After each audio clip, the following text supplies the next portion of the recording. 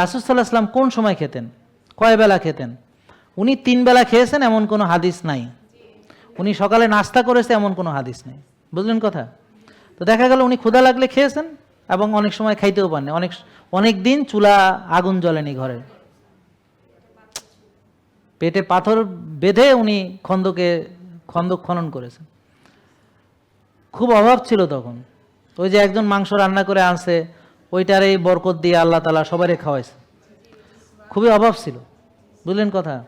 আর আজকে মুসলমান মাংস বলে খাবে না। তারা মাংস খেলে বলে ক্যান্সার, মাংস খাইলে বলে আলসার, মাংস খাইলে বলে হার্ট অ্যাটাক, মাংস খাইলে বলে হৃদরোগ। মানে এগুলো মুসলমানদেরকে কেউ শিখাইছে, ওরাও সেটা মানে নিচ্ছে। অথচ আল্লাহ তাআলা কুরবানি করার নির্দেশ দিয়েছেন। তো রাসূল সাল্লাল্লাহু আলাইহি ওয়াসাল্লাম মাংস খান নাই, খুবই পছন্দ করে খেতেন, এবং লাউ দিয়ে। হ্যাঁ, আবার কেউ বলে সবজি দিয়ে নাকি মাংস খাওয়া যাবে না। আরে বাবা, সবজি দিয়েই তো মাংস খেতে হবে।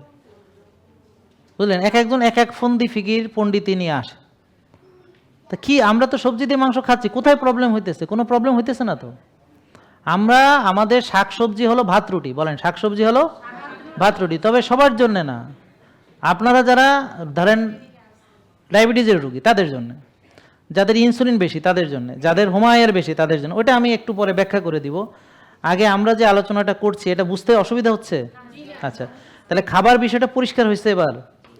জেকে লাইফস্টাইল লিমিটেড, ওষুধ মুক্ত সুস্থ জীবন।